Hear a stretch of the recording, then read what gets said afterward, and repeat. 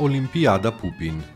Откако Михајло Пупин станува славен и познат научник, дел од парите почнал да ги подарува за добротворни цели. Се смета дека мајката на Михајло, Олимпијада, потекнувала од Охридскиот крај. Во 1914-та, Михајло Пупин, во знак на благодарност на својата мајка, Олимпијада, за поддршката која му ја давала, формирал фонд Олимпијада Пупин. Во почетокот Пупин испратил 400.000 динари и овозможил на Српската академија на науки, чиј бил дописен член, да располага со средствата на фондот на следниот начин: да основа 12 годишни награди по 100 динари секоја и по 12 годишни награди по 50 динари секоја за учесниците на гимназиите во Скопје, Штип, Битола, Охрид, Прилеп, Приштина, Призрен, Јаковица, Тетово, Нови Пазар, Пеќ и Дебар, и тоа во секоја од тие гимназии по една прва и по една втора награда. Со пари од фондацијата помогната изградбата на женското занаетчиско училиште во Струга и Радичка, во Охрид, а во спомен на борците од Првата светска војна кои се бореле на Кајмакчалан, во селото Брод Мариово подарил камбана. Пупин во 1923-та, во негов спомен, ја помогнал изградбата на камбанаријата и ја подарил скоро 3 тони тешката камбана која и денес е во употреба во црквата Света Богородица Перивлепта. Од делумната листа на доброволни прилози што ги давал, добивали и повеќе институции и поединци, како Соколското друштво Крали Марко во Скопје, а во 1929 година дал своји пари и за помош од поплавите во Скопје.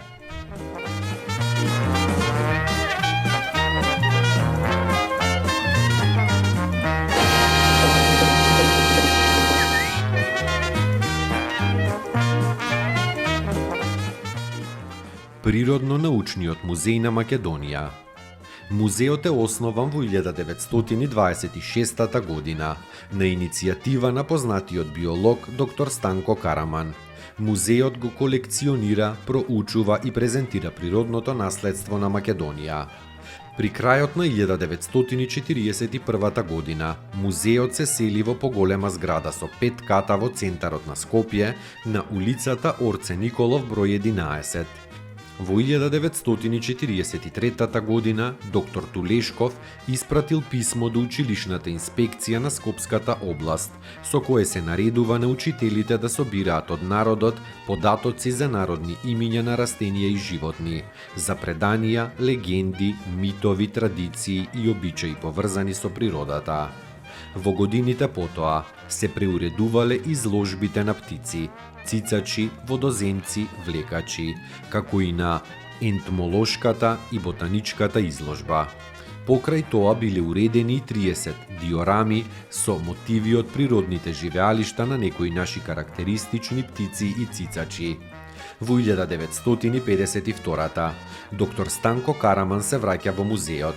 Тој заедно со доктор Петар Икономов во 1954 го иницирал издавањето на музејските изданија Акта и Фрагмента Балканика, во кои се изложени резултатите од научно-истражувачката дејност. Долгогодишните резултати од работата на музеот во еден миг ги уништил катастрофалниот земјотрес во Скопје во 1963. Музејската зграда била оштетена, како и музејските депоа со научните збирки. Се загубија за секогаш голем број типски материјали. По изградбата на новата музејска зграда, музеот се вселува во неа 1969. Постојаните изложби на музеот опфаќаат површина од 1700 метри квадратни.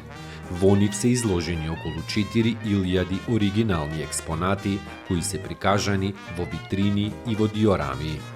Во музејските збирки и депоа се наоѓаат над 270.000 примероци од геата, флората, фунгијата и фауната на Македонија.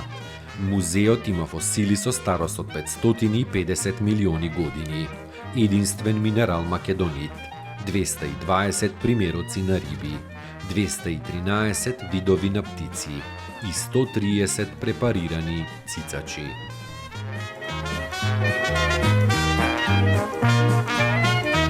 Amo Skopje, grad moj ljubav liče, što Vечно pije za